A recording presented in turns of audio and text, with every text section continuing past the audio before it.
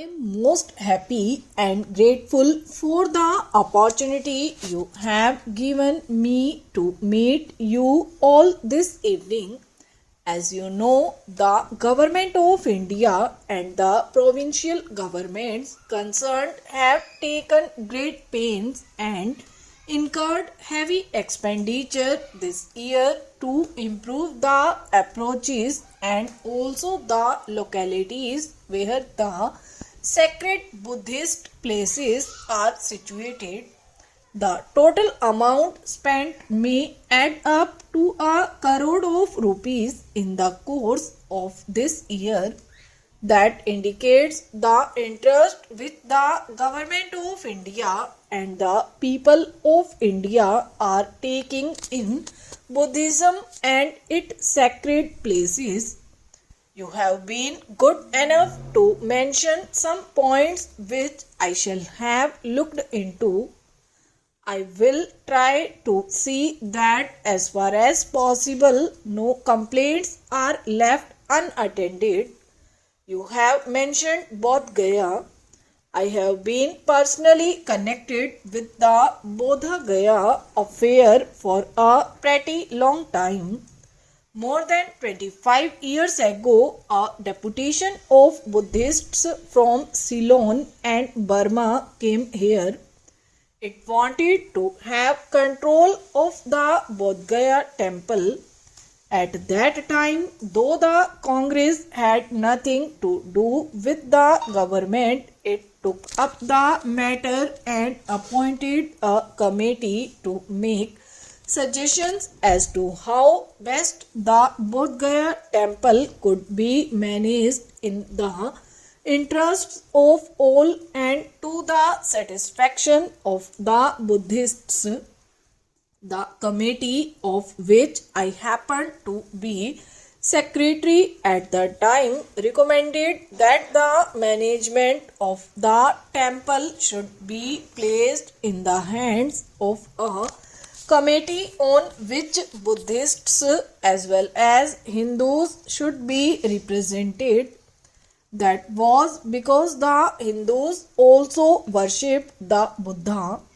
Their method of worship may differ from that of the Buddhists, but they held Lord Buddha in great veneration as one of the avatars. We could not do anything at that time as there was a Mahant in actual possession of the temple and he did not agree to part with his right.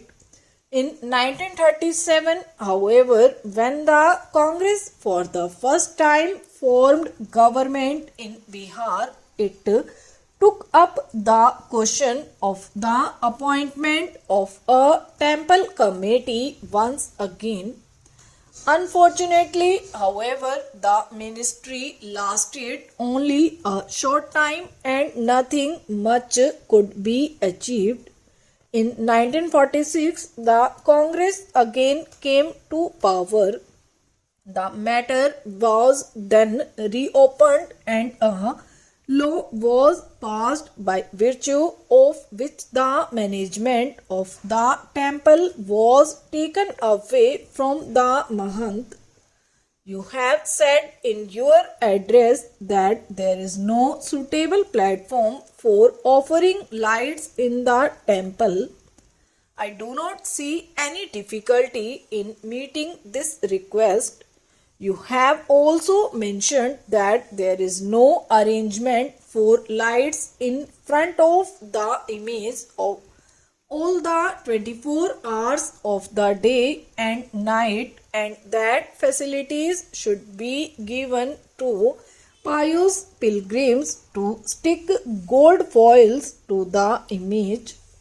I shall refer these matters to the temple committee, though personally I do not see any difficulty in accepting these suggestions. You have also said that you require land for building dharamshalas and rest houses for pilgrims who come for worship. I believe that in all these places, including Bodh Gaya, some dharmshalas have been built which are pretty big and well furnished. Some houses have also been built by the well-to-do people. If more dharmshalas are needed, they can certainly be built with the help of philanthropic organizations and individuals. Being a thickly populated area, the availability of land may present some problem, but the government can always acquire land for an essential purpose. About Kushinara, you said that you saw some people digging out bricks from the stupa.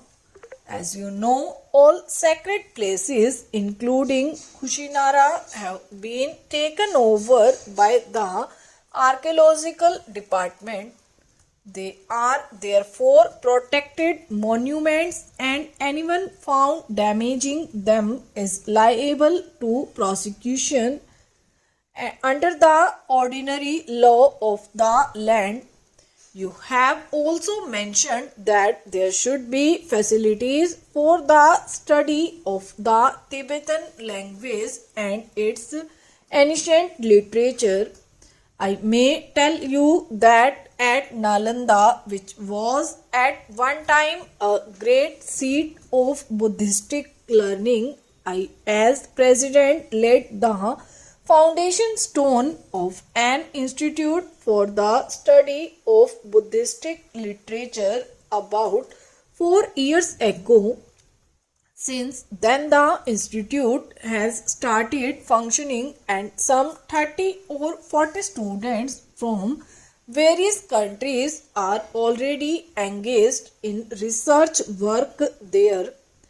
I do not know whether there are any facilities in this institute for the study of Tibetan literature, but I shall refer this matter to the director and see whether anything can be done to encourage the study of Tibetan by the students as also of Indian languages by Tibetans and others.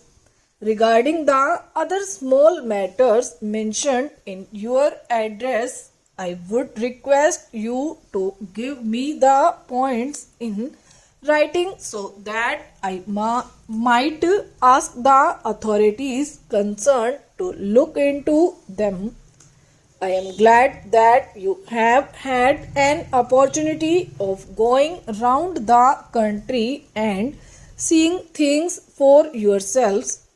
I have no doubt that there is a great revival of interest in Buddhistic studies everywhere and throughout the country.